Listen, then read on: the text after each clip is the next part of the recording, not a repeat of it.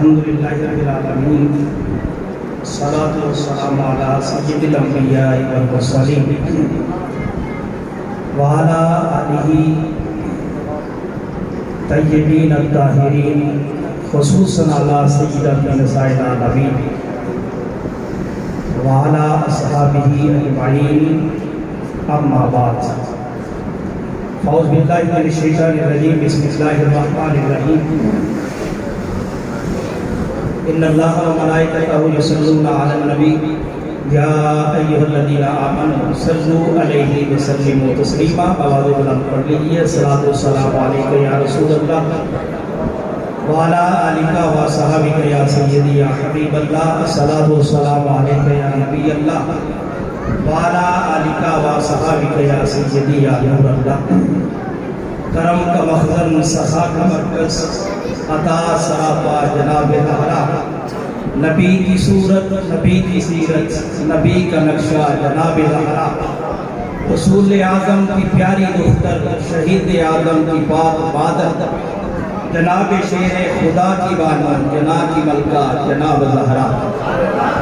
اللہ رب العزت کی حمد و ثنا کے بعد حضور تاجدار کائنات صلی اللہ علیہ وآلہ وسلم کی ذات و برکات پر ہدیہ درود و سلام پیش کرنے کے بعد جناب سیدہ کائنات سیدہ فاطمہ الزہرا سلام اللہ علیہا آپ کی بارگاہ میں ہدیہ عقیدت پیش کرنے کے بعد معزز محترم سامعین و حاضرین، حضرات علماء کرام، سادات کرام اور اسٹیج پر بالخصوص و فرمان میں استاد گرامی حضرت علامہ حاجی امداد اللہ خان قادری نعیمی دامت برکاتہ العالیہ، السلام علیکم ورحمۃ اللہ وبرکاتہ۔ میں سب سے پہلے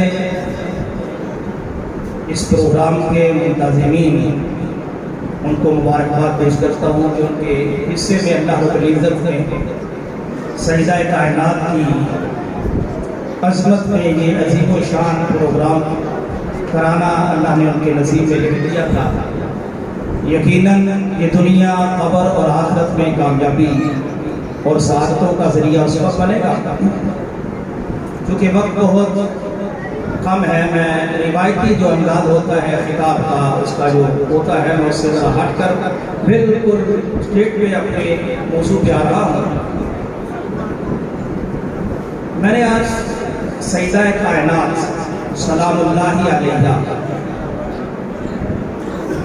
ان کا میں نے ذکر کرنا ہے، اور ایک نئے انداز میں، ایک نئے اینگل سے آپ نے سیدہ کائنات کی شان کو سمجھنا ہے۔ میں مدرس کرتا ہوں، انداز میرا تدریسانہ ہے، لیکن موضوع بڑا اہمیت کا حامل ہے۔ باقی علماء کے خطاب ہوئے، ان کے بھی انشاءاللہ سعد محترم کا بھی خطاب ہے، لیکن جس پس منظر میں یہ جلسہ منعقد ہوا ہے اس کے لحاظ سے جو میں آپ کو بتانا چاہتا ہوں وہ بڑا اہمیت کا حامل ہے۔ بس میں جو چاہوں گا 10-15 منٹ میں اپنی گفتگو ختم کروں۔ سیدہ کائنات سلام اللہ علیہا آپ کی اللہ اور اس کے رسول اکرم صلی اللہ علیہ وسلم کے ہاں بڑی اہمیت ہے اور بڑا پروٹوکول ہے۔ یعنی جب آپ پڑھتے ہیں، احادیث مبارکہ کا مطالعہ کرتے ہیں، تو سیدہ کائنات کا جو پروٹوکول آقا علیہ الصلوۃ والسلام نے جو دیا ان کو، اور خود رب کائنات نے جو ان کو پروٹوکول دیا اور دے گا میدان حشر میں، جب آپ پڑھتے ہیں تو آپ یہ بات ماننے پر مجبور ہو جاتے ہیں کہ سیدہ کائنات الگ ہی کی شان کی مالکہ ہے، ان کی عظمت اور شان الگ ہی ہے۔ ابھی میں نے موضوع بتا دیا، چونکہ وقت کم ہے، میں اس کی چند مثالیں دے دیتا ہوں آپ کو، آپ بات سمجھ جائیں گے انشاءاللہ تعالی۔ پھر آپ کو پتہ چلے گا کہ سیدہ کائنات کو عام انسانوں میں شامل کر کے یہ کہہ دینا کہ خطائے اجتہادی تو کہا ہے تو ان سے اوروں سے ہو سکتی ہے تو ان سے بھی تو ہو سکتی ہے۔ میں نے کہا یہ بات کرنے والے نے در حقیقت عشق نبی صلی اللہ علیہ وسلم میں اور عشق اہل بیت میں ڈوب کر اصل میں حدیث کو پڑھا ہی نہیں. اب آئیے بڑی تیزی سے میں اس کی چند مثالیں دے دیتا ہوں. مثلا آپ کا اسم گرامی دیکھ لیں, سیدہ کائنات کا نام نامی اسم گرامی سیدہ فاطمہ. آقا علیہ السلام نے کیا فرمایا حدیث پاک؟ آقا علیہ السلام نے فرمایا انما سمیت بنتی فاطمہ لأن اللہ فاطمہ وفاطمہ محبیہا عن النار. میرا جو میں نے آپ کو موضوع بتایا بس آپ کو ذہن اور توجہ ادھر رہے اور پھر اس کو دیکھتے جائیں. اب سیدہ کائنات پیدا ہوئی ہیں, آپ دیکھیں کہ سیدہ کائنات کا نام کس پروٹوکول سے رکھا جا رہا ہے. آقا علیہ السلام نے بیان فرمایا کہ میری بیٹی کا نام فاطمہ رکھا ہی اس لیے گیا ہے کہ اللہ رب العزت نے ان پر بھی اور قیامت تک آنے والے ان سے محبت کرنے والوں پر جہنم کو حرام کر دیا. یہ ابھی آغاز ہے, ابھی نام رکھا ہے, تو نام کس پروٹوکول سے رکھا ہے, کس نے رکھا ہے؟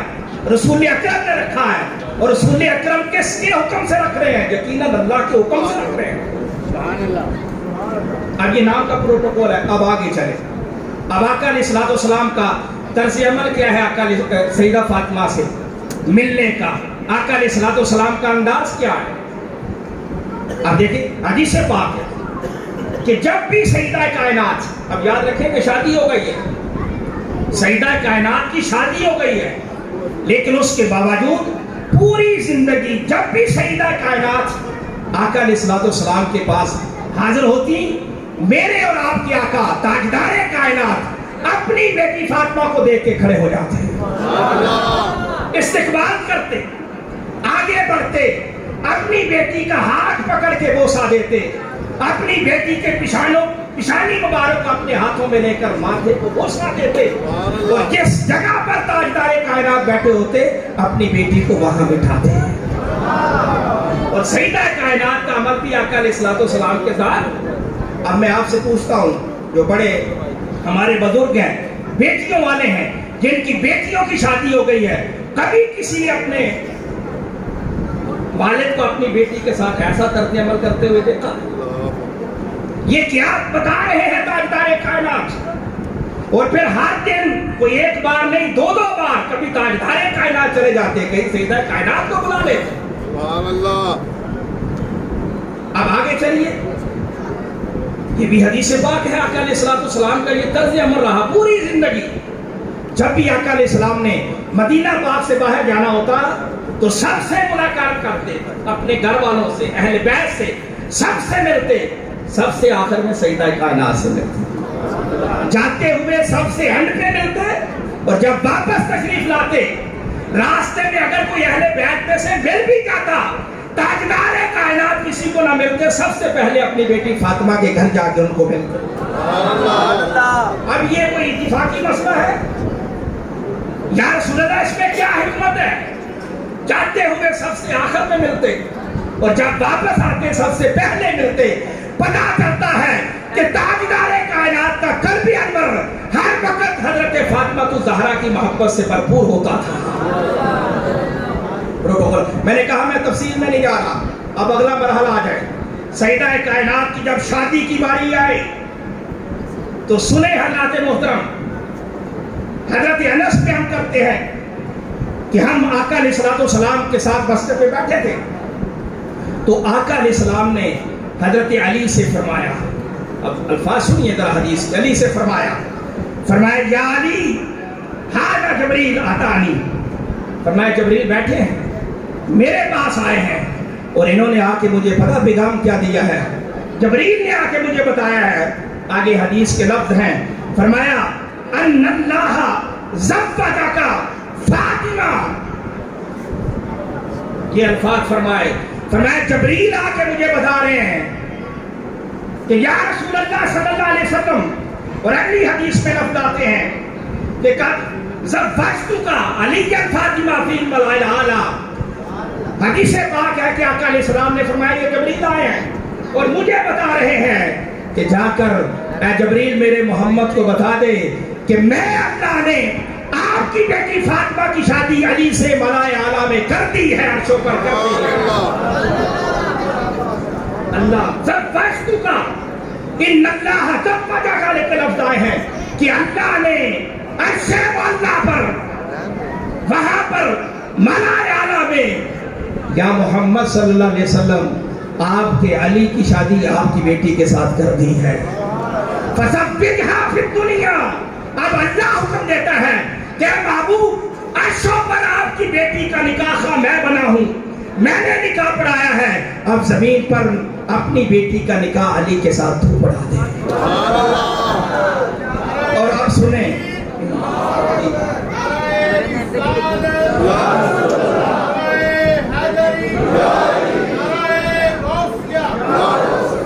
اور آپ سنیں آگے، تو شادی اللہ رب العزت نے کوئی اس طرح سے نہیں کرتی، حدیث کے لفظ ہیں، سنیں حدیث پاک کے لفظ ہیں، وَأَشْهَدَ عَلَىٰ تَزْوِيجِكَ 40 أَلْفَ مَلَكٍ، حدیث میں آتا ہے کہ جبریل بتا رہے کہ یا رسول اللہ سیدہ فاطمہ کی شادی علی سے اللہ نے عرشوں پر کر دی ہے، اور جب شادی کی تقریب ہو رہی تھی تو اللہ رب العزت نے فاطمہ اور علی کی شادی پر 40,000 فرشتوں کو بطور گواہ بنا لیا تھا۔ 40,000 فرشتے گواہ بنے، اور شادی کس انداز سے ہوئی، شان سے ہوئی۔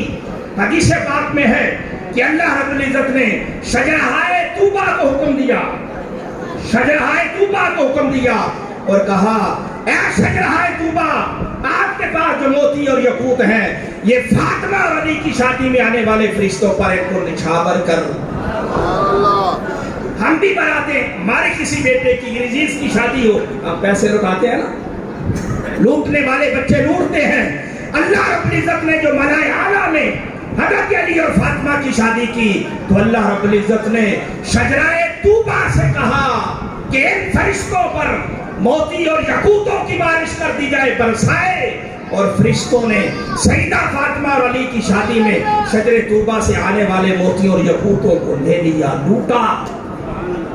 اور حدیث پاک کے لفظ ہیں، آقا علیہ السلام نے فرمایا جبریل نے مجھے بتایا ہے کہ وہ فاطمہ اور علی کی شادی کے موقع پر وہ جو موتی اور یاقوت فرشتوں نے سمیٹے تھے، اب فرشتے قیامت تک جب بھی کسی کو گفٹ دیتے ہیں تو وہی فاطمہ اور علی کی شادی کے موقع پر وہ لیے ہوئے موتی اور یاقوت ایک دوسرے کو گفٹ دیتے ہیں۔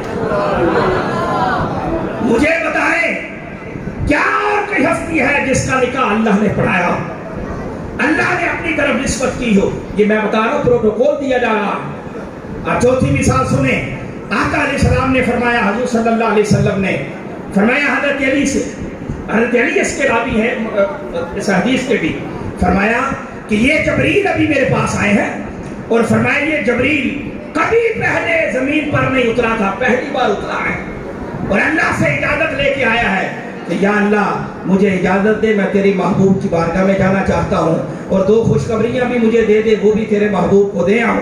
فرمایا یہ جبریل پہلی بار آیا ہے، اور اس نے آ کر مجھے یہ مبارک بات دی ہے کہ یا رسول اللہ، اللہ رب العزت نے آپ کی بیٹی فاطمہ کو جنت کی عورتوں کا سردار بنا دیا۔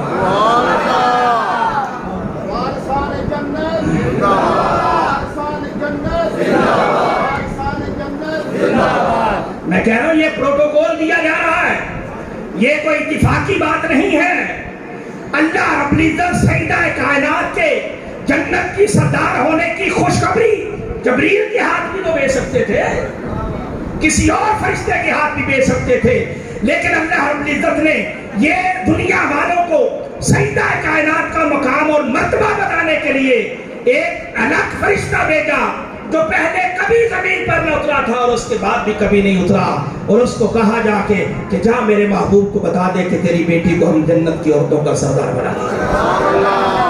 حضرات محترم، قرآن مجید میں ہے فَانْكِحُوا مَا طَابَ لَكُم مِّنَ النِّسَاءِ مَثْنَىٰ وَثُلَاثَ وَرُبَاعَ، اللہ نے فرمایا ہے، اجازت دی ہے، ایک مرد ایک وقت میں 4 عورتوں سے نکاح کر سکتا ہے، لیکن تاجدار کائنات کے پاس آگے بنی ہاشم آگے، بنی ہاشم بن مغیرہ آ کر حضور صلی اللہ علیہ وسلم کی بارگاہ میں عرض کرتے ہیں کہ یا رسول اللہ اجازت دیں، ہم بھی اپنی کسی بیٹی کو آپ کے داماد اور آپ کے بھائی علی کے نکاح میں دینا چاہتے ہیں.